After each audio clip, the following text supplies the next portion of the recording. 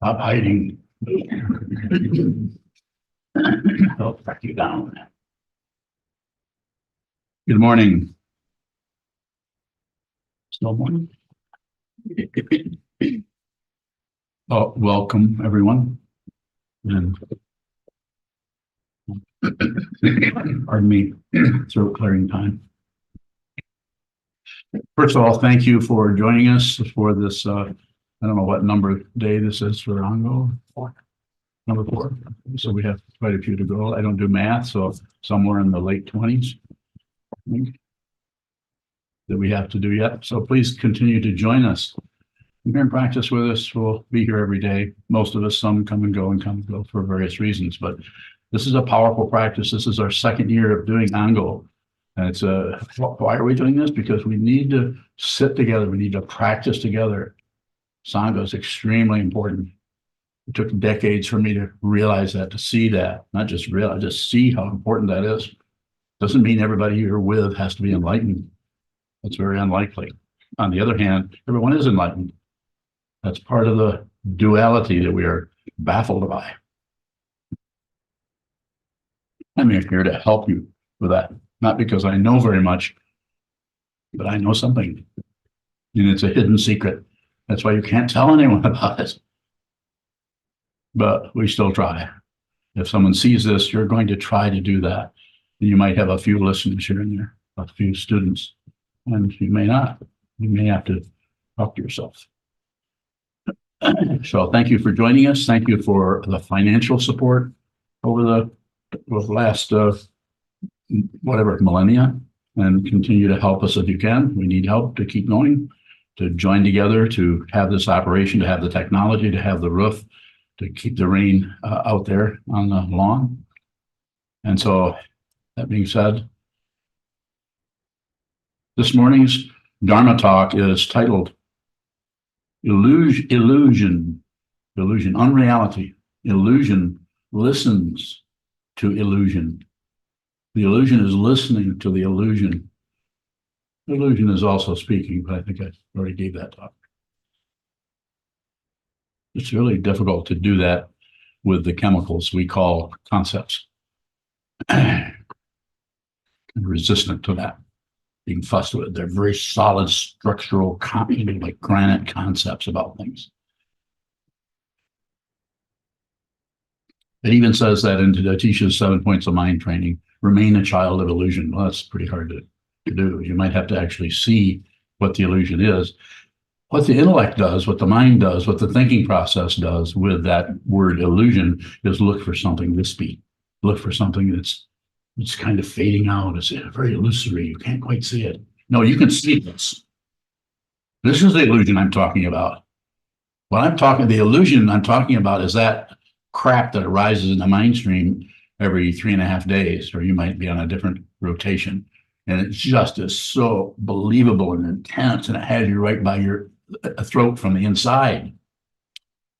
Anyone tracking me there? It's extremely painful. Proves nothing other than, well, I guess it does prove the first noble truth, which the Buddha said, life is suffering. That's one of the forms, is you believe that what is gripping you, and you believe that what has got a hold of you is real and it's substantial. And you need to fight back. You need to push it away or explain it or blame someone. So that I've covered the first a couple of the poisons: aggression, push it away, get rid of it, kill it. Or the passion one combined with aggression is blame something, find some reason why that's happening. There is no reason anything is happening. This does not cause that.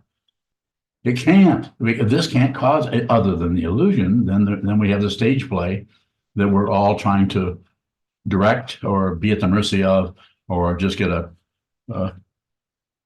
supporting role somewhere. Some people, their whole life is a supporting role. Are you one of those people? Excuse me. Everybody's doing that in some way or another, in the interior area or in the interrelationship that you have with all the people you meet daily, interact with, sleep with, cook food for, etc.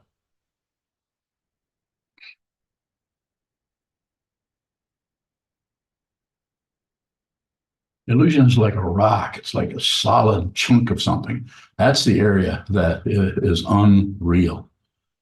And if you think this is real and that isn't, if you divide them up and think some things are real, as other things are not so real, if you do that, you'll continue to spin, going from one of those to the other, or all the variations around the zodiac, all the variations around any of those circular systems that try to point out, explain what this is and fail. Why? You can't explain this. There's all kinds of really powerful, sophisticated relative structures, from the I Ching to the Enneagrams to astrological differentiations and divisions, polarities, and even the tarot cards. Astonishing way of looking at what this is from the point of view of relativity. But the ultimate understanding has to come with your awareness, without any hookup, with nothing. You don't even have an engine, let alone a bunch of boxcars. You do not have anything. You aren't anything. There isn't anything. This is empty. And I'm here telling you in words what has been told by Nagarjuna a long time ago. Everything is empty of what you think it is, and full of what it actually is. And what is that fullness? One way is not separate. Everything you see, every leaf, every turtle, every thought that arises, the 3.5 minutes ago, after those first 3 or 4 thoughts you manage to subdue, and then those ones that kind of come up over the edge like squirrels, not separate from anything. Nothing is separate from anything else. People that try to convince you otherwise, or convince themselves otherwise, or trying to get something. You can't get anything. You can't even get enlightened. You can't get what you already are. This is ridiculous circularity that goes around all over the place. But you can see it. You can actually be that. And what does it feel like to be the illusion that maybe has confused you for years? That you tried to push, you tried to pull, you saw that you couldn't do this, and it was because she did this, they did this. If they hadn't done that, then I could have done that.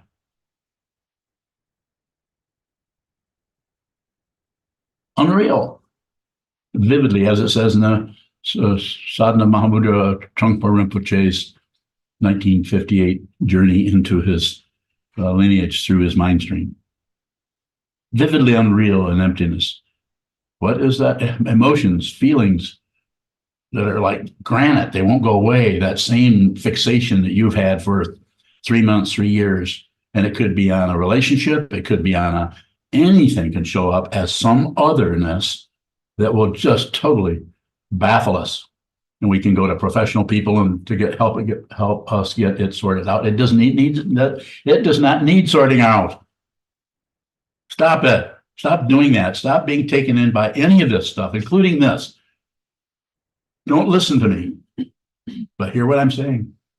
Don't figure out what I'm saying. Don't jump from what I'm saying into what you think this is, because you can't think what this is. You could spend the next 20 years trying to figure out what I'm saying.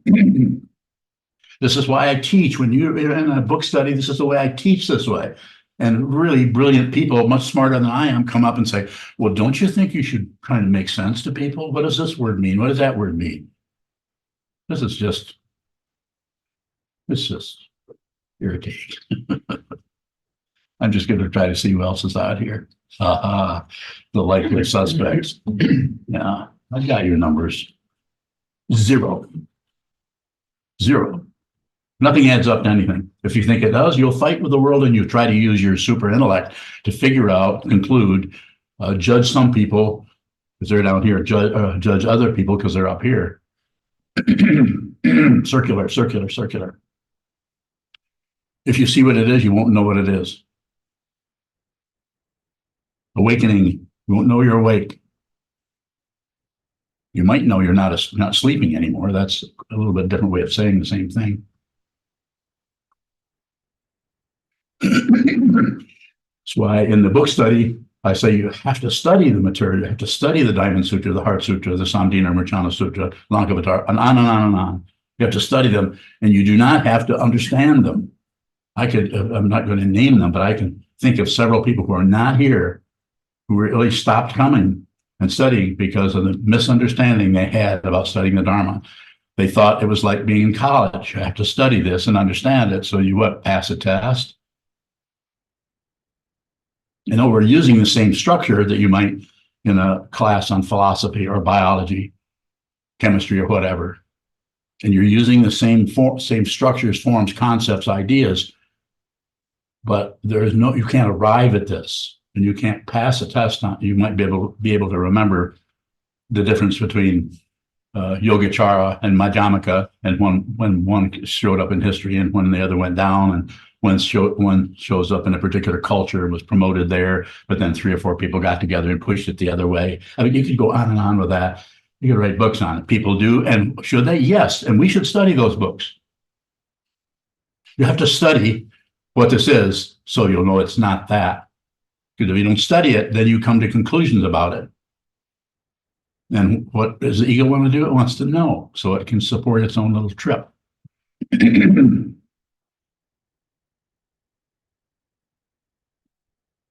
So study and be aware of the way in which you don't understand. This is so incredibly valuable.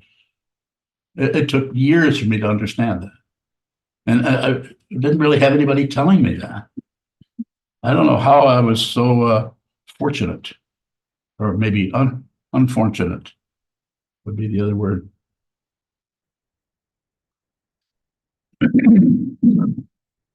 Because if there is a relative understanding of something, which you can get, it gives you the illusion that you actually are understanding and getting somewhere, making progress. Oh, I didn't used to understand that, but now I'm kind of getting that now. Makes more sense now that I've read all of Jeffrey Hopkins' books and all of Dan Lusthouse's books and all of who else. We could go on and on there. Is that wrong? No. Study those books. Study those. I've studied a few of those. Good idea.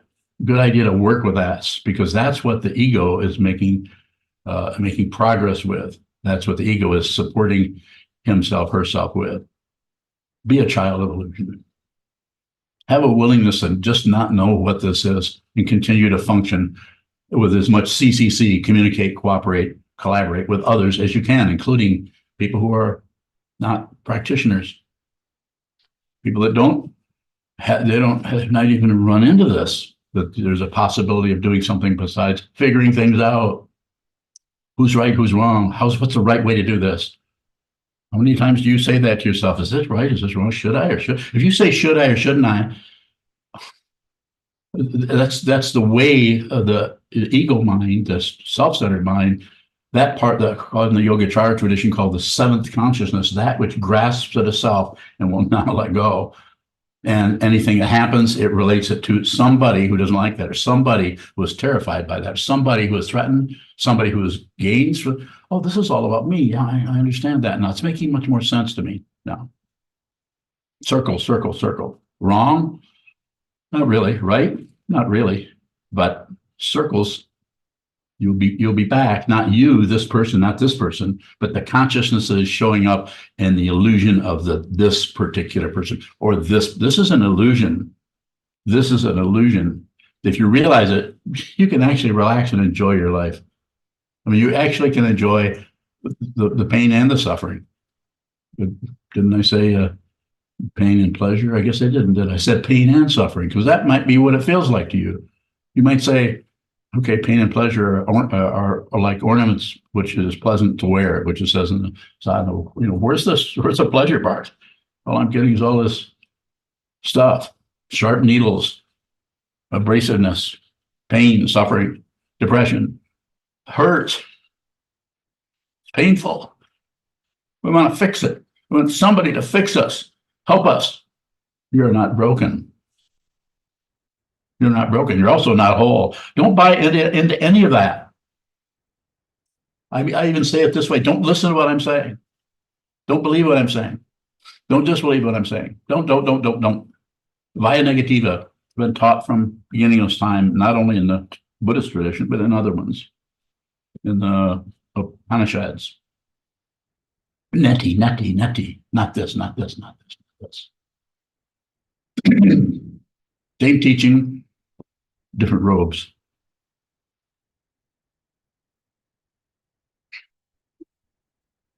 Illusion listens. Illusion listens to illusion. She hears it vividly and knows it's unreal. Even if it's threatening her children, you have to know that. Because if you don't know that, then you're the one who is threatening the children. Threatening your own children by buying into some kind of bullshit about somebody who's doing that. This is an illusion. And it starts right as soon as you get out of bed in the morning and look in the mirror. You're looking at something that is fundamentally unreal. And if you don't get an understanding of that, not control it, that's a misunderstanding, a big one. I love to have questions about that. Come and get me, as I've been saying for about 15 years now. Come and get me. If you think you're so smart, and you see that this person is not smart at all. That's not false. What is that word? Humility? Don't kill your children. If you are battling with your thoughts, you are practicing on doing that, on taking something that you don't like away. If thoughts arise in your mind, they have a right to be there. They're dependently arisen. They do not belong to a self. They do not belong to an other. They are homeless. They're orphans. That doesn't mean you believe them. Another way of teaching this in Tibetan tradition is feed your demons. That might be necessary for some people to take that approach. Get a teacher if you're going to take that approach.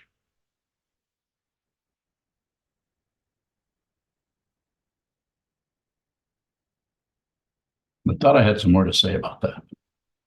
I don't know. That's more than 60 seconds, isn't it? Good. Is it a really good question? Yeah. Okay, good.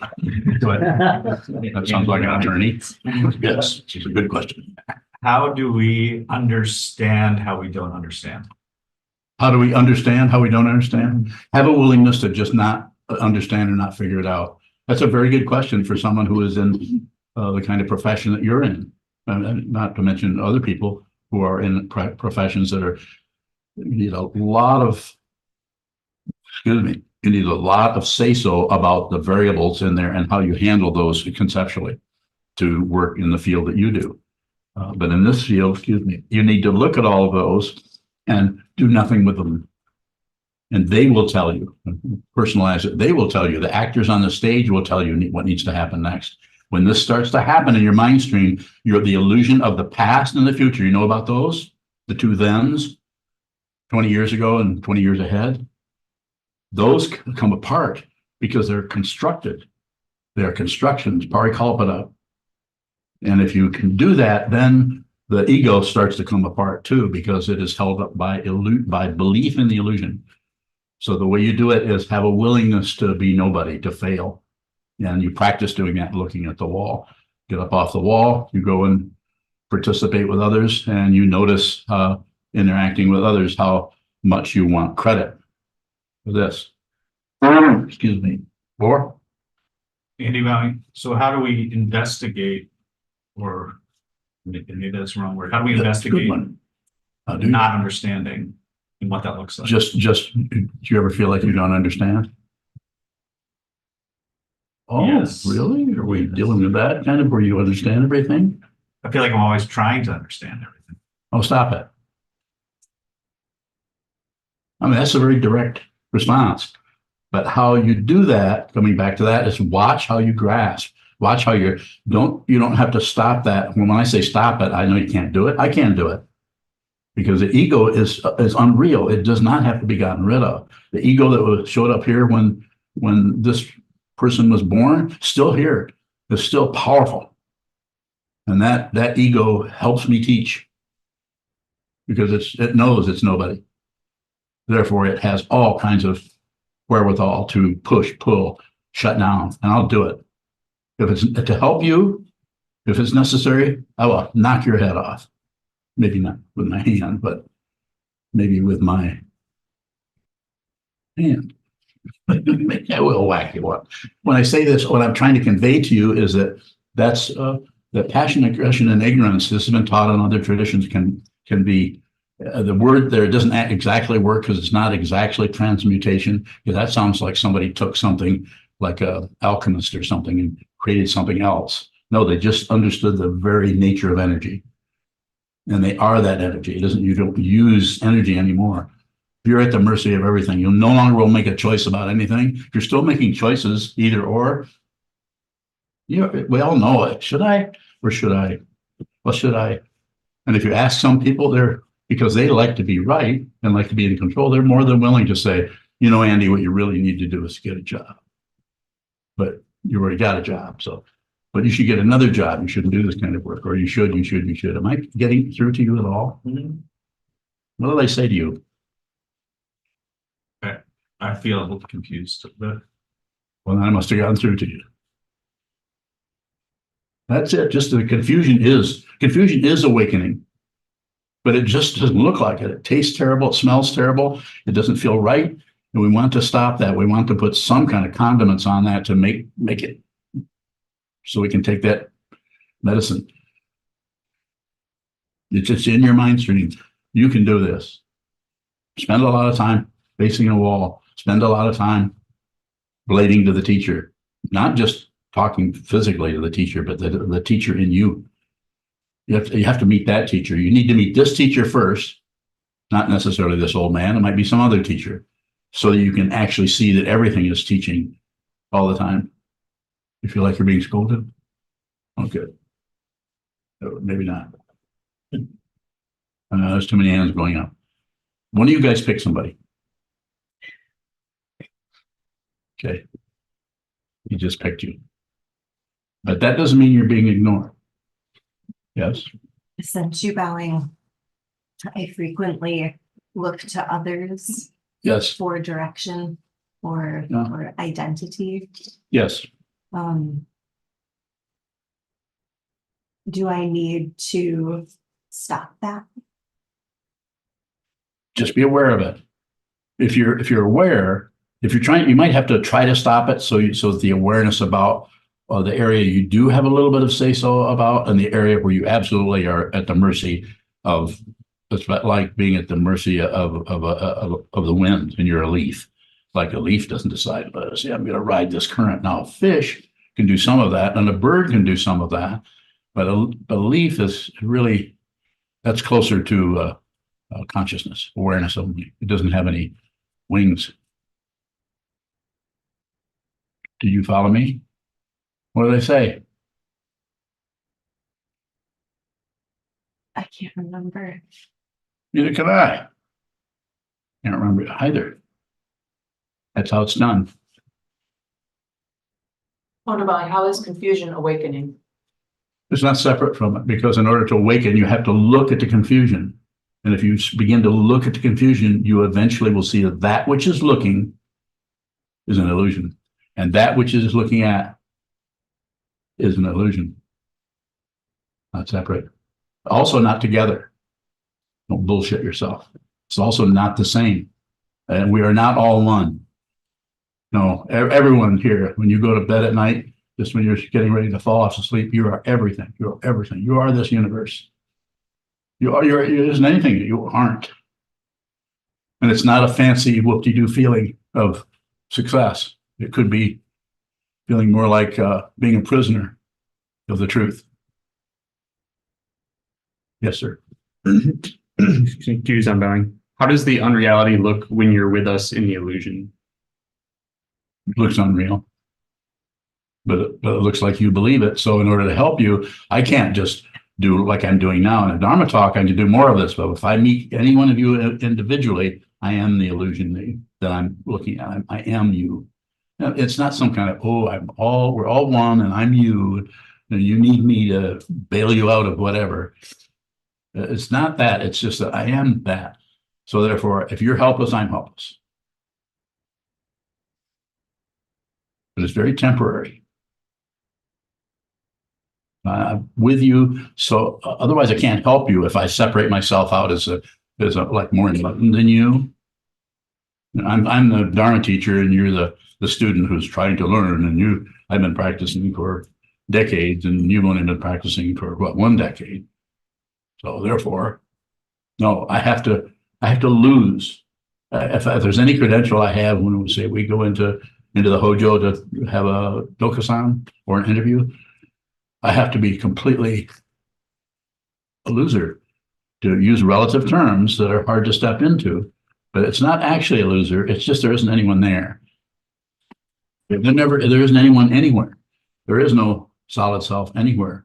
Suffering is dependently risen. And and if you see it, and if you understand what it is, it's self-existing. It just has its own parts playground.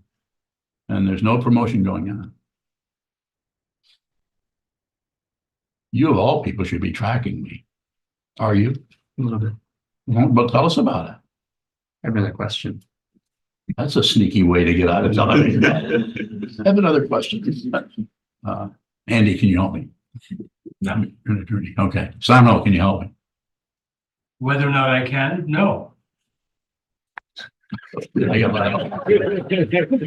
guess we're back to the chopping block. Go ahead. Confused, I'm bowing. Is there any quality of protection to illusion?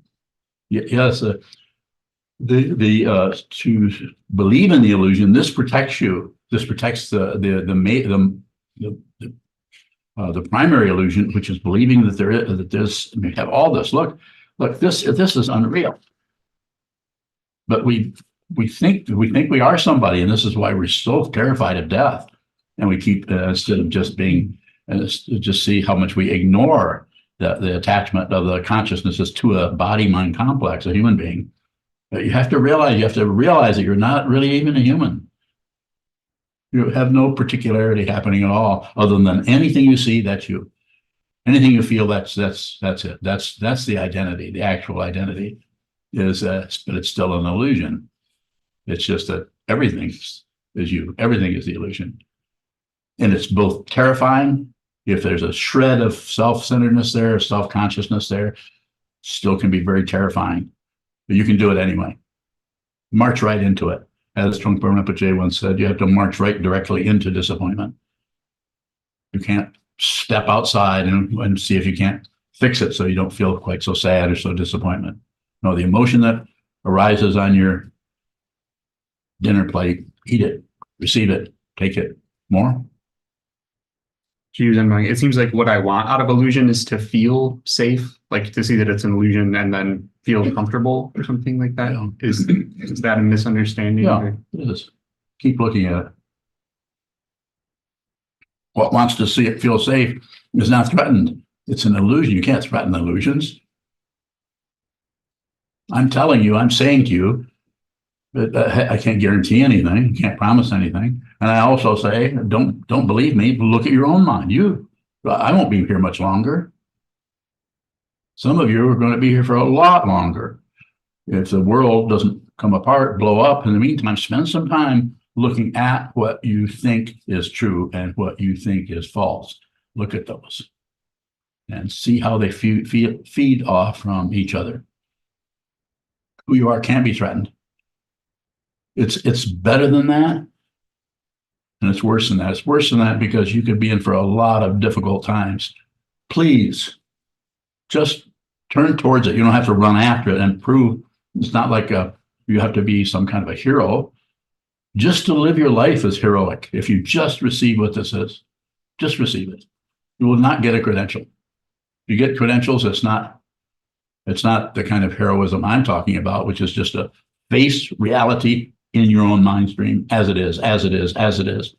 Justice as it is. You can do that. Will it suck? Probably. What else are you going to do with your life? Just fritter it away at the casino? You don't go to the casino. Yeah. But there's a casino in your mind. And there's a casino in everyone's mind that you're going in and you're betting on things. Look at it closely. See what you're betting on. Don't do it. Lose the war. Doesn't it say that somewhere up there? Isn't there some kind of Buddhist graffiti somewhere that says that? Lose the war. First, you have to see that it's a war, and then you can lose it. Yes, sir. Is the You're welcome. confusion that is awakening different from the confusion that's warfare? Just the confusion that is awakening. Is that different than the confusion that's warfare? Well, it's differentiated when you look at it because you want to stop the war. You want to be peaceful. So you want to calm down and be peaceful, which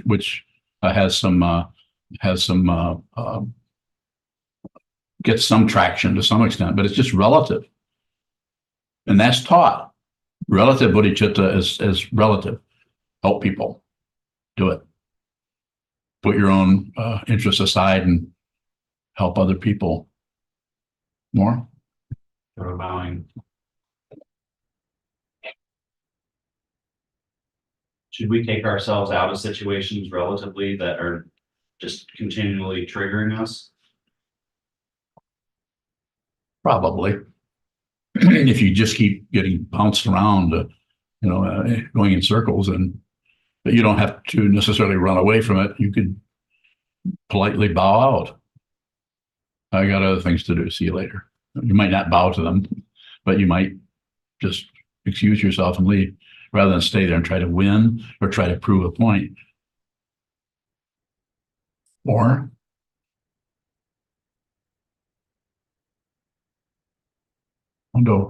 Wonderbowing, we cannot paraphrase you, when you ask us, what did I just say? Yeah.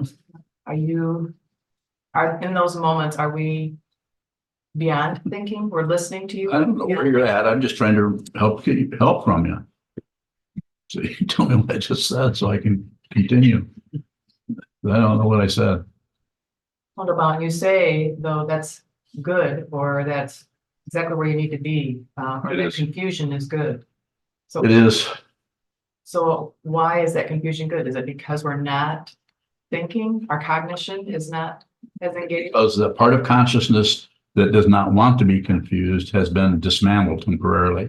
And there's a lot of ventilation in there because the tendency of the ego mind is to want to constrict and tighten down, come up with a conclusion, an idea, blame somebody. It's not that you're not having intense feelings or emotions or fear about something, but then to try to take that and presume to be in such a place that you can find a first cause for anything. So the idea there is to just look at when the confusion shows up, just look at the confusion. And if you just look at it and you don't push it, passion or aggression, I mean, and you don't just look at it, you don't explain or blame anything. You just look at the confusion and you don't ignore it or turn away or distract yourself into your own personal casino, whatever it may be. Just receive it. Then you see the incredible spaciousness. You cannot have something show up without space around it. Anything that shows up is incredibly spacious.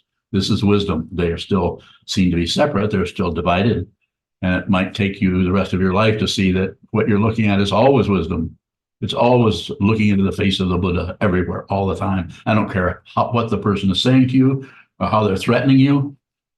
It's a huge, as I've tried to use the image of a landslide. It's just something that started centuries ago that's moving, and you picked out a little spot in it, and you're born, and you're there, and then you look around at the particles that are in the landslide and have a war with them. And you don't see what's the proverbial idea, the big picture. But if you can see clearly one thing in front of you, just one thing, one heartbeat, see that clearly, you see it's not separate from anything anywhere. You've just transcended this world, and yet you still need lunch. Don't believe it, but consider it. If you get a little bit of inspiration to continue on the path from what I say, then I'm good with that. Further questions? Sir. Shokabang, what is fear when it's not supported by what caused it? Well, haven't you experienced that when you're afraid of something but not sure what it is or why it is? Okay, so what's the question about that? Shokabang, it seems like when that happens, I leave it looking for what it is still. It's how I would describe it. Just continue to look at the confusion or look at the crap or smell the manure, smell the foul odor, the bad taste, and see. One of the teachings in the Tibetan approach is one taste. If you see what this is, everything just has one flavor to it, and it's not beige. It's just not separate. Yes. Shokabang, the last 2 days that you've been in here sitting, when I bow to you before I bow to my cushion and sit down, there's a lot of fear that doesn't arise in other situations. And what is that fear? Because I'm looking at you and it's uncomfortable. If somebody looks at you and knows what this is, it may or may not be a teacher. That's a different set of what do they call those things that are stuck to the side of ships? Carbuncles? No. Tell me. Barnacles. That's a different set of barnacles. You've heard of Barnacle Bill the Sailor? No? We have now. So it's fear. It's you see, I'm your teacher. You're a monk. I ordained you, and so far we still have a teacher-student relationship. And when sometimes this gets difficult for people, and they leave, they might not even tell me. I just stop hearing from them, and I don't know what might be in their mind. It might be that guy's nuts, or it might be, he's teaching outside of the teachings. He's doing this in a different way, and I need to go back. I've had somebody tell me I need to go back and study Theravada. I need to hear what the Buddha actually said, not what you said. And they were polite about it somewhat. And then other people just leave. You haven't done that yet. And I highly recommend that you don't. I don't know. Okay, then what's the problem with the fear? Shokabang,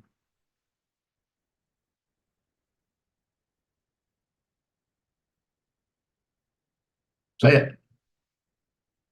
Say right there. it's That. uncomfortable to receive it directly. Yes, it is. It is. Do it anyway. I feel the same way about you. I think about it, just to reflect on, just simple-mindedly. I would have to. I would have to be. It's not comfortable to be a mirror, because if a mirror can't reflect itself, it can't see itself. Why? It doesn't exist in the conventional way. But it doesn't, you can't walk in front of a mirror and not be seen. If you do, you're a vampire. Isn't that the story? Huh? No. Come on, Sano, what do you? Warrior bee.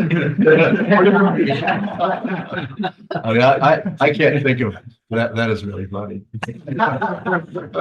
For those that you don't know, so some of you may not, Sanho, would you describe your condition that you use the material used to make that particular joke out of? Blind. Blind. Yeah. Yes, he's blind. So therefore, he cannot. So how would you describe a mirror, Sano? Sanho bowing. Glass and water actually sound the same. And so you couldn't tell the difference between a flat sheet of water in front of you versus a flat sheet of glass. It's pretty good. Yeah. No wonder you're an attorney. It's very good. Very, very good. I like that. Yes, sir. Shogabine, that example is, it's very clear that there's nothing that's happening in the sense of it being caused by something or someone, and yet it's still being triggered. So what is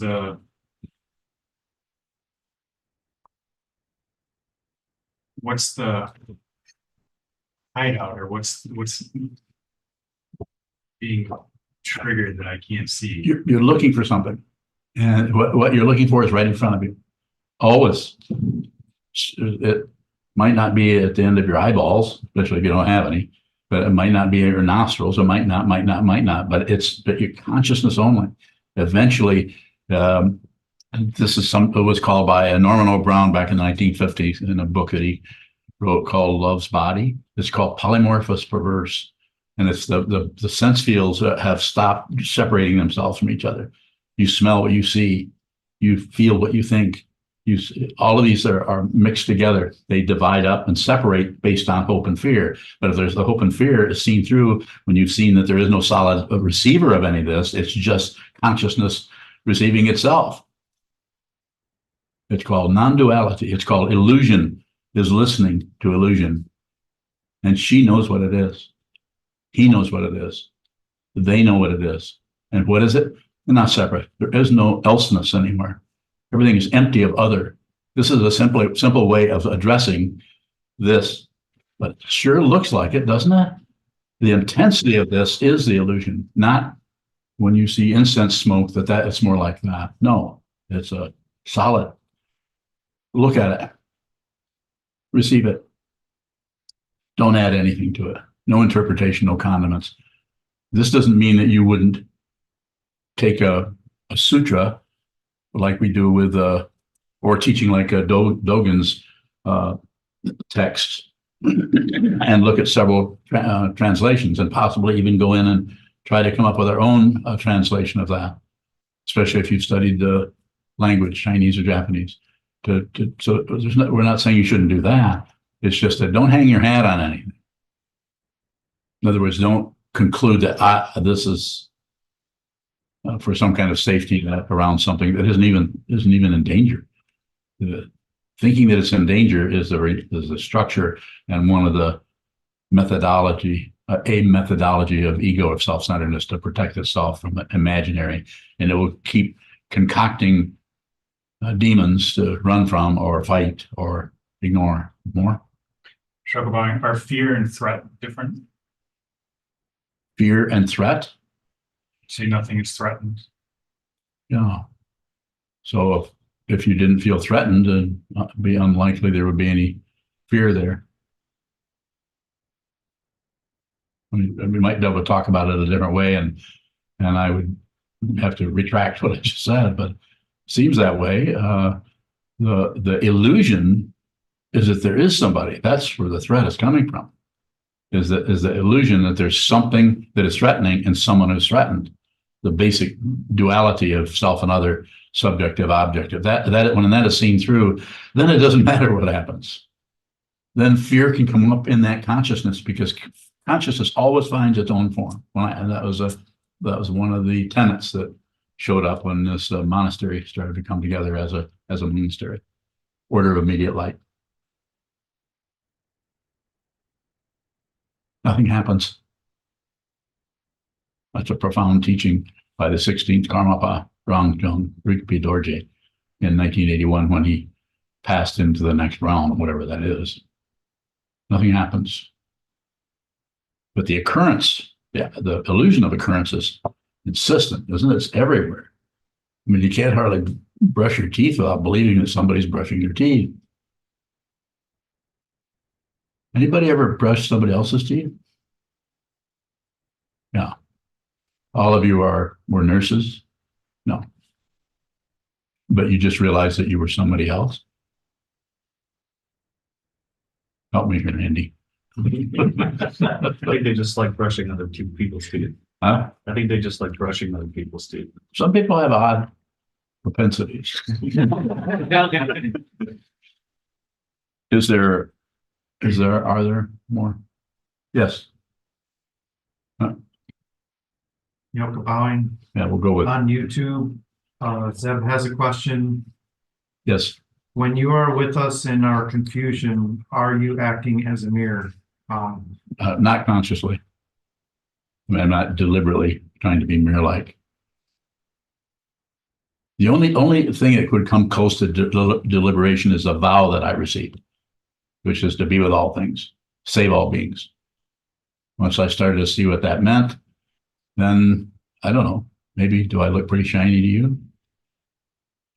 Am I ever mirror-like to you? Say it. I don't know. Well, then ask up.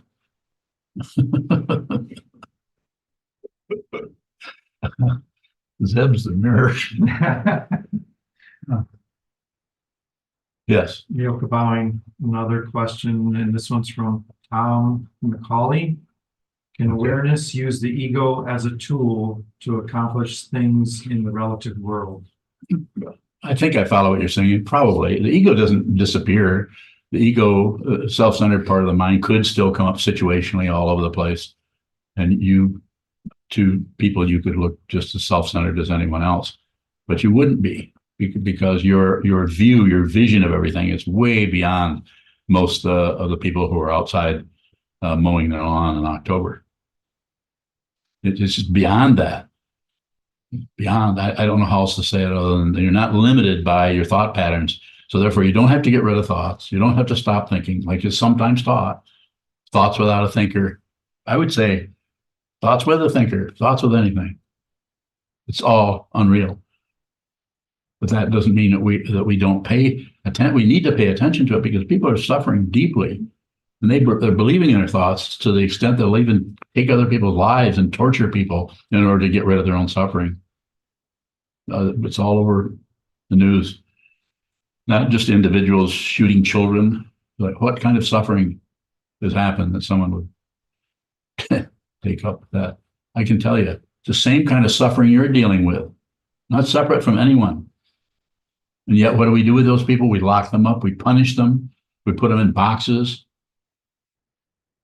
And we all have had some experience of being around somebody who's been locked up for many, many, many years. Did not help them. It's not the Michigan Department of Corrections is lying. They're not correcting anything, let alone healing anything, fixing anything. Painful stuff. Yes, sir. Yoko Bowing, Zeb said he responded to you and said very shiny. Oh, okay. Thanks. Good. How Sean? Paul Bowing. About 2 years ago, I asked you, what am I afraid of? Yeah. And you answered oblivion. At the same time, I'm constantly producing to create something that's worthwhile, to kind of justify my own existence. Okay. So how do I look at that fear of oblivion and include that need for production? Keep producing. Keep do aren't you making bows and arrows? All the time. All the time. So just keep doing that. Let other people shoot them. Just keep producing. It's about awareness. It's not about accomplishing some kind of egoless state where you're no longer this or that, living up to some kind of description of egolessness. There is no description of egolessness that is accurate in the sense that of saying, "Oh, this fits everyone." It's so different with each person. That's why it's your own path you have to find. As the Buddha said, work out your salvation with diligence before he passed, or something to that effect. See what it is, Michael. Like about how do we know the difference between a need and a want?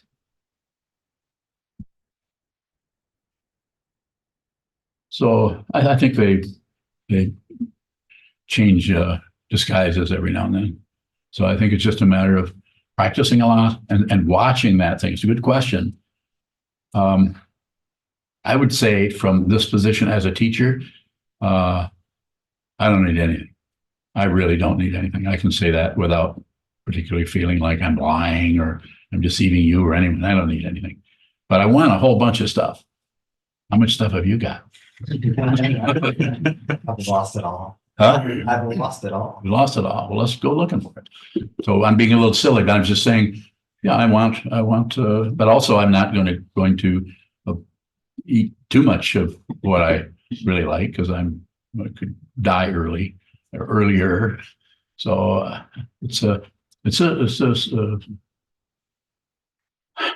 don't think there's any kind of a standard that I could come up with, or I could say this would kind of help everybody, but just look, it's a really good area to look and say, one of the ways that I try to teach that, and it doesn't mention that particularly, but that's what it's addressing. It's called patience. Don't do anything unless you have to. Don't do anything. If you don't absolutely have to do something, then that gives you some pause. You can stay back away from that a little bit and get an idea of the tension. You might run right in there and just gobble it all up, or grasp it, or or steal it for that matter. You might do any number of things.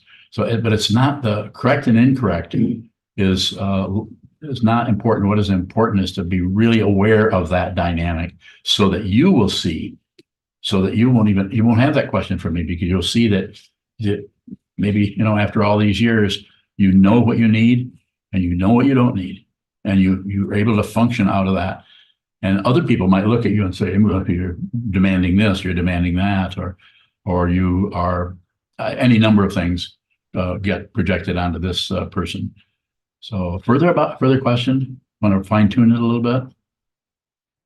You can. No.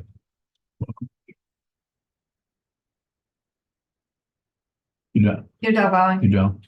Do we need to see the illusion before pain and pleasure alike become ornaments that are pleasant to wear?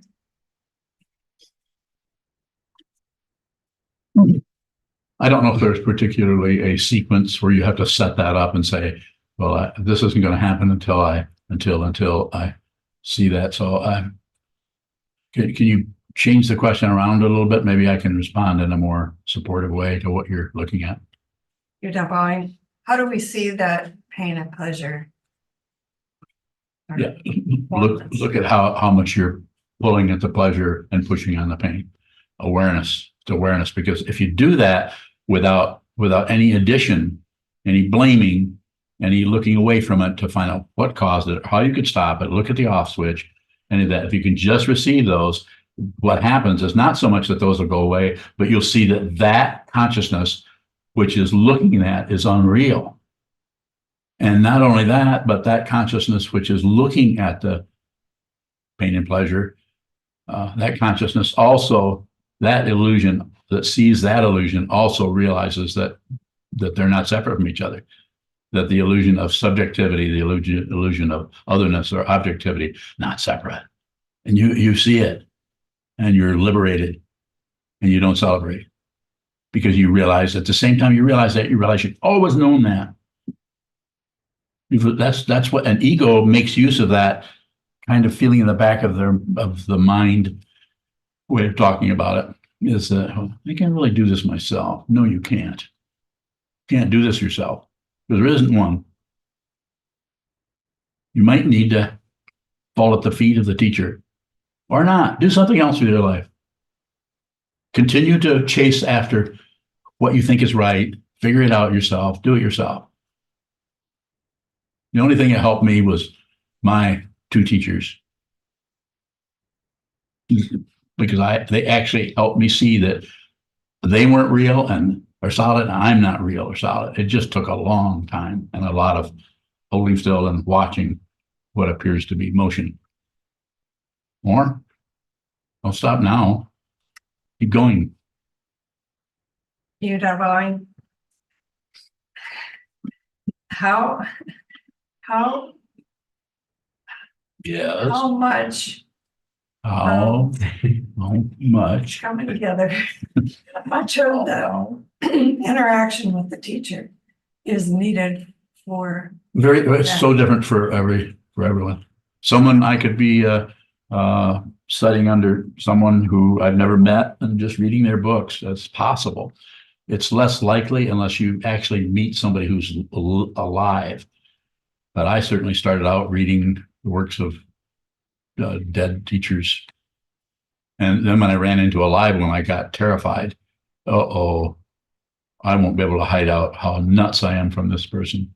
But that both pushed me away and magnetized me because I would have arguments with myself. Well, you just read this, and then I think I have to go see this person. And I thought, oh no, this is not going to be good. Because I could tell by reading this that this person had an understanding that was way more accurate, I guess you'd say, or had more truth to it than what I was able to come up with. So different with each person. So I had to go see that person. And then I wasn't, when that person passed, then I still wasn't done. And then I had to meet Coben, who ground what was left of me into the dirt. At least that's how it felt. It took a long time there because I kept ignoring it, turning away from it, turning away. Don't turn away. Not that you are, but you'll know more.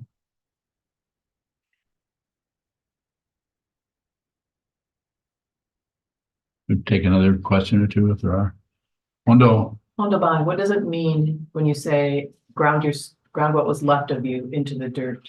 Well, I was doing pretty good until I met him. I was feeling like I understood what Trungpa Rinpoche said. He'd been dead 3 years, and I still had some understanding and was feeling like I don't need another teacher. I had a great Tibetan Vajra master, a Tibetan Lama, who was a Totulku. If you read any of his works, which you have, we study one of his books, we study it over and over. It was Cutting Through Spiritual Materialism.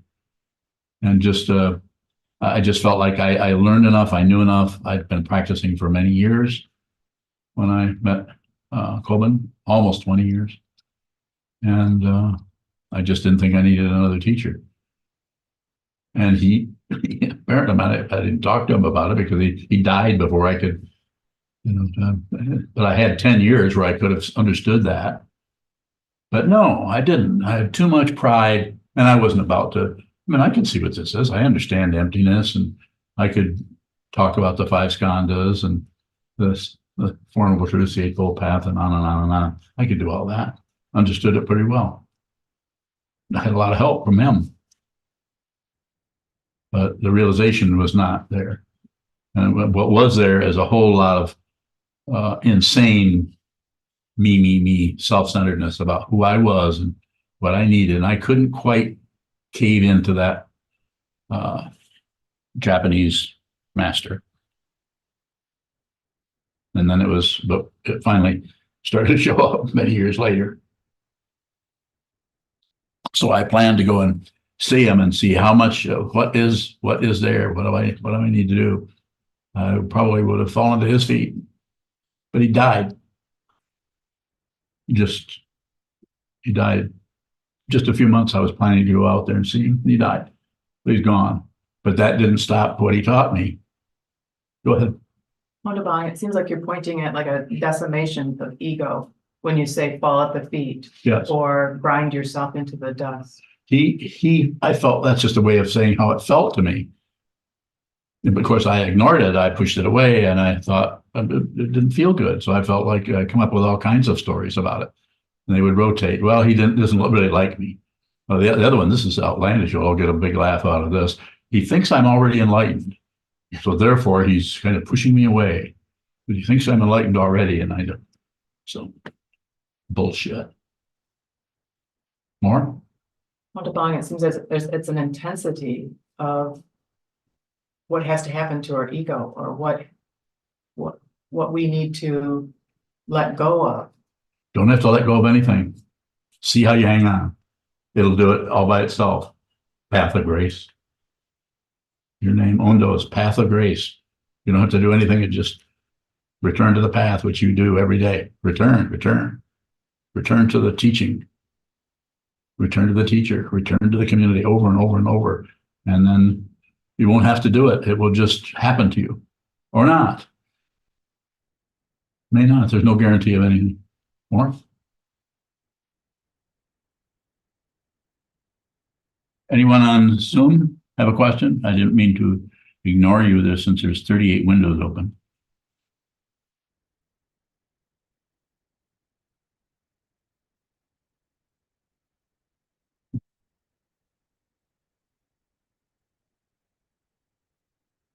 Well, I'm glad Susan left. Whew.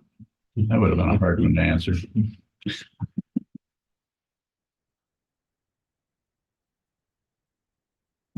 Anyone there? I'm going to go back to the people in the Zendo unless somebody there raises their hand or gives me one of these.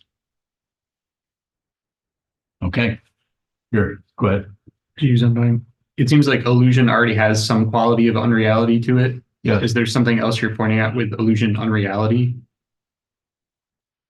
Yeah, it's the intensity of this is solid. But yet we want to try to see that something about, if we look at our thoughts, we want to come up with some way of looking at it that aligns itself more closely with our conceptual understanding of illusion. Instead of seeing the very solidity is the illusion, the very believability of the thoughts, the emotions. You ever had a nightmare? Unreal. But at the time you were having it, it's got you. You'll run from it. You'll fight with it. Or I would too. More?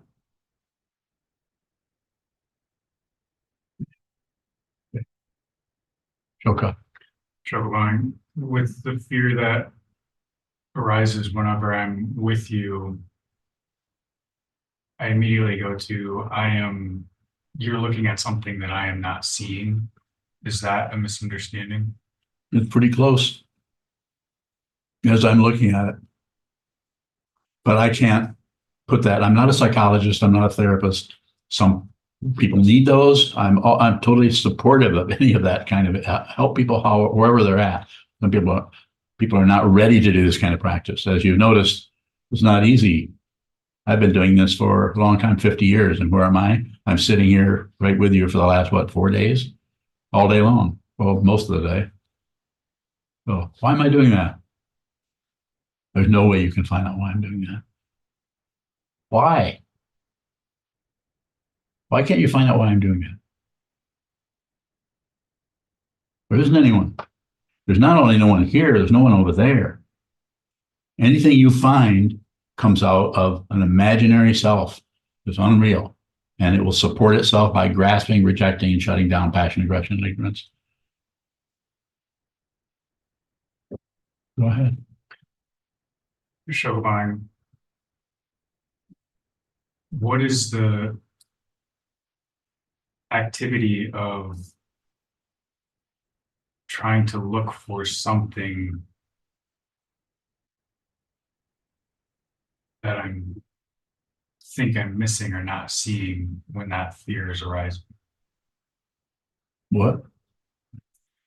Shokabang, instead of Could you explain what you just said? Oh, okay. That's why you're smiling. Okay. Okay, go ahead. Shokabang, instead of receiving the fear, I'm trying to look for something. I'm trying to see Yes. something. Yes. Next question. How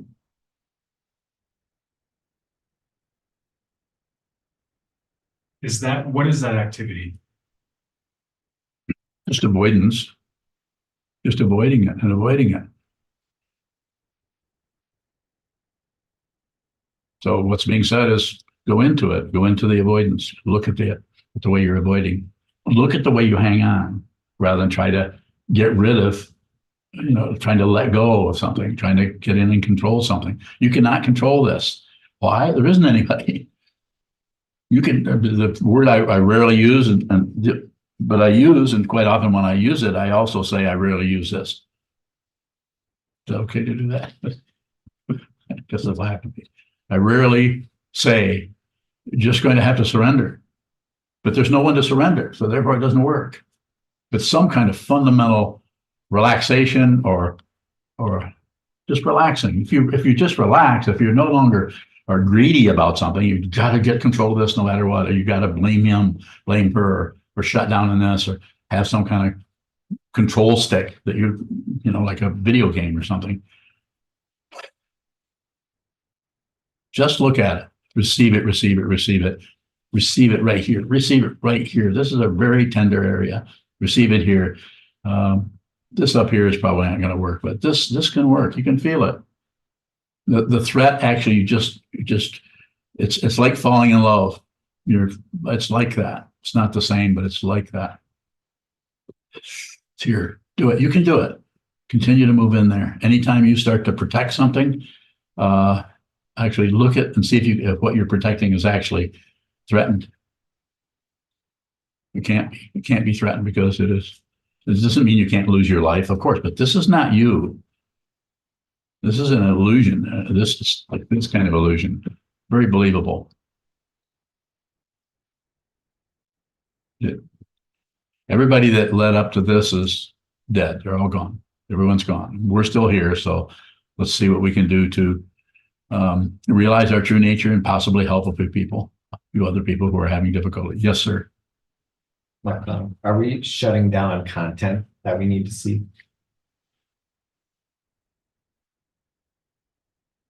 Somewhat, yes, the content. But if there's a lot of sitting, this is my understanding of it now. So a lot of sitting practice gives you a lot of practice actually watching content without comment. You heard me talk about it today. If you were in here, I don't know, I muttered a few words here and there during the last 3 hours sitting. And so, but it will sort itself out. It's not like, when I say that, I just mean that what needs to show up in that area will show up in that area because it's dependently risen. But if there's some kind of self-centeredness sitting in the middle of that landslide that is trying to have its way, I mean, it might bruise its elbows, trying to have its way, but it fundamentally won't work. It's going to come apart. But that which is not separate will not come apart. So in that situation, hope I'm getting close to what you're asking about. In that situation, what you need to see will no longer be blocked out by what you think you need to see. You follow that? Good. So until that point, we just look at Yes. thinking that we need to see it. Bingo. But no matter, and the issue with it that makes it so difficult is why it's necessary to have a teaching in a community is one of the three of those, maybe one, maybe it'll change back and forth. Usually one of those three will catch it. Usually it's the teacher, but not always. Sometimes it's just the very words in the Diamond Sutra that you need to read over and over and over again that will help you do that. All I had to do is keep reciting in my ear, remembering what Kobun said to me when I asked him a question. I remember that same one. I said it over and over to myself for years, except for the time when I could stop thinking about it. Go ahead. Are the 3 jewels compounded? Yes. And they're compounded in any one of the 3 jewels at different times. So it's dependently risen. It is an amazing formula that puts somebody who understands and what they said about it, the teaching, and then those people who are looking at that and trying to receive that. In this case, monks or lay ordained or just people who are here to study. Yeah. Sure. To use in mind, what is the teacher when your body returns to the elements? The teacher's always here. Hopefully you've gotten, you use the word hope, that you've gotten some idea of what the teacher principle is, Trungpa called it the universality of the guru. Guru means in Sanskrit means teacher. Universality. That teachers everywhere. If you become a student, everything is teaching you. But you have to receive it as a teaching. It may be a teaching that you're not sure what that is. But as soon as anything that happens, as soon as you say anything about it, make any judgment, any conclusion, I'm not saying that if you smell smoke, that you can't conclude that there's fire in the building. I'm not saying it's that kind of craziness. But anytime you take anything that's happening in your life or in your mind and add, subtract, or divide, do anything with it, then you may be fairly accurate in some way, but you have to receive whatever this is, no matter how it feels. And sometimes it's pretty damn difficult. So when this is gone, the teaching will still be here. Whether you're able to receive that or not, I don't know. That will be dependent on all kinds of things that I can't necessarily track down. All I know is you're here right now, and I'm here right now. And if you function as a student, then I can function as a teacher. But I don't think up how I'm going to teach. I just have to meet you where you're at, and then do you feel like I'm teaching you? I mean, that's where it comes from. I can't sit back and think, oh, I'm teaching him. Why can't he understand me? That doesn't work. It just doesn't work. I can't just say, can't you see I'm teaching you? Have I ever said that to you? Does that work? It's a good dynamic. You and I have a really strong teacher-student connection, without a doubt. So, but it's not easy, is it? No, Huh? not always. Not always. Is there a final question? Because we have to go to Lux Cafe. Yes, Kelsey Bowing. Kelsey. Ashoka spoke about the moment where he bowed in Yes. the last couple of days. And I've had a different experience in that moment. It Yes. feels, when I look at you, I feel very Yeah. raw Yeah, me- and connected. Me too. I do too. And when I hear people talking about the teacher-student relationship, I often hear it as a lot of fear and discomfort. And I'm wondering if I'm missing something. No. It's totally different work. Everybody it's just a different kind of chemistry. It's I endeavor to meet people where they're at, and I'm pretty good at it. Let me say it, because I've had it's hard to make words when I go and look there. I don't have words for it, but it's because of my teachers. Both of them are. All of them. There's several others that I usually don't mention. His Holiness the 17th Karmapa, whom I never met, is a teacher of mine. I don't need to meet him. I know who he is. I recognized him when he was born, a long time ago. So, yeah, it's just so different. You have to know Ashoka. I mean, and I've known him for years and years and years. He's been a monk forever, and still no progress on the path. And every time he sees me, he realizes that I'm not getting anywhere. So good, still doesn't like me. Is that right? Yeah. I see why I get trouble about you. And that doesn't mean that you might not go through a passage where you start to see that I'm looking too closely into your particular personality dynamics, or something that you didn't know you were protecting. This is, I'm not validating what I'm doing. You may find another teacher, not this person, who would have a better connection or chemistry. I don't know. I think you have I think anybody in this room, I have a connection with it, without a doubt. Some a lot stronger than others, but things change. Further question about that? Nothing to fix. It's so unique and different for each person.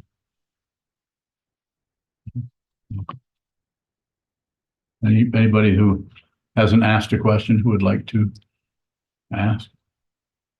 Milka, you've already asked lots of questions. Milka Bowing,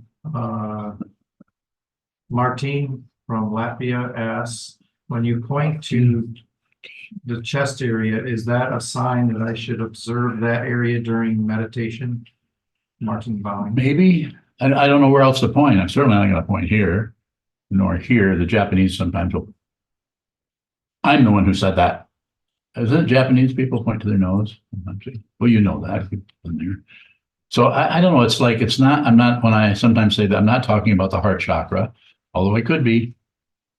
I'm not talking about the blood pumping organ, although I could be. It's something about this. Ramana Maharshi actually was very specific to the Hindu or non-dual teacher sage who lived in the, who passed away in 1950. He said that the seat of the self, in other words, the transcendent self, not the ego, but the seat of the true identity is two fingers, moves away from the organ and is not centralized here like the chakra would be, but is off, two fingers off to one side, is over here. That always, I don't use that myself, but I have a feeling that it's a kind of an intuitive thing for each person. It may be down here, it may be in your head. It's unlikely. So I don't know. But I just think it was Martine. So I would say, Martine, I would just go with your own intuition. If this, you're asking a question, so this is resonating with you some way. So this probably anywhere in this area would be a way of when you're doing sitting meditation, you could do that. But also the whole body, all the sense fields are not separate from the heart. All the sense fields are not separate from consciousness only. And when the body, you may be surprised, but when the body mind goes back into the elements, you're not going anywhere. You'll still be here. Your consciousness, you may look around and see that you still have a body, but the other people who are actually in the illusion, they actually have real illusions, whereas yours is an illusory illusion. And it's called what's that called? The astral body, yes. So and then you'll go on thinking you're alive, but they won't be able to see you. It would probably be quite disconcerting. It's called a ghost. But if you're aware of who you are, it's like nothing will occur. The body will be gone. How do I know that? I don't know. I don't claim anything. We're going to write a book about that. But right now I'm endeavoring to respond to all of you who are interested, seems, in how perception works and how consciousness works. If you have further questions about that, I can take them, but probably not now, because we're going to rob a bank somewhere. Was that it? Yeah. They're waiting for it. Fundraiser? They're waiting for us. Okay, somebody tell us what to do next, and it can't be Sanho. Stand and dedicate there.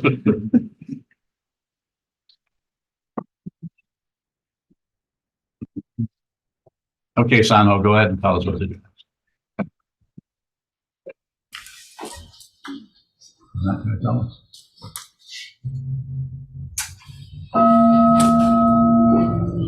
May the merit of this penetrate into all places, so that we and every sentient being together can realize the Buddha's way.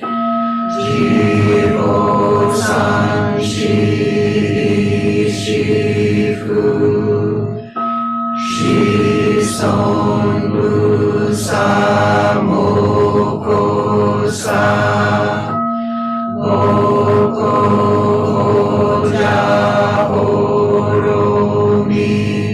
The 10 directions of 3 times, all Buddhas, all venerable ones, Bodhisattvas, Mahasattvas, the great Prajna Paramita.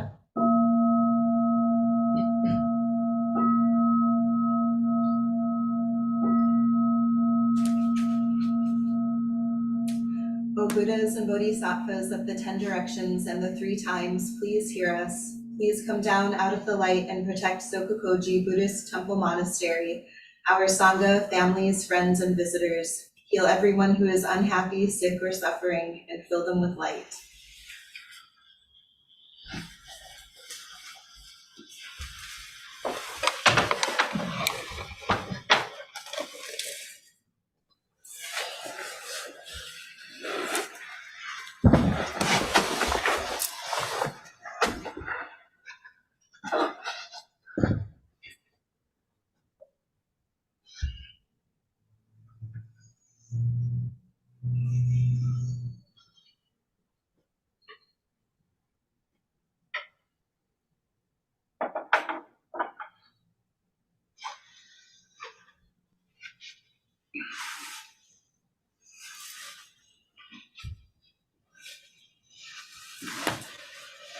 Thank you, Soko-san. Welcome, Cynthia.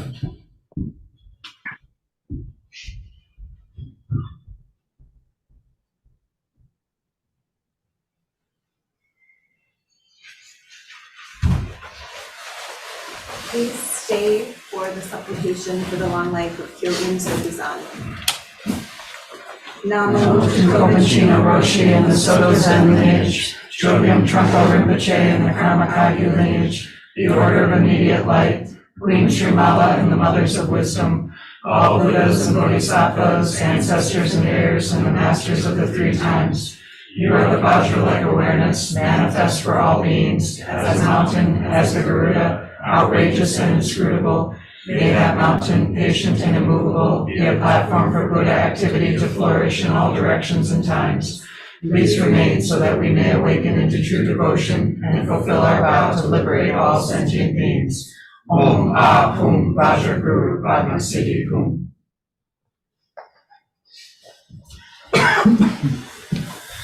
For anyone going to the Lux Cafe, we have a semi-reservation at 1. So it's under the name of Brown, and then I'll try to have seats for 16 others. But they're very busy on Sunday.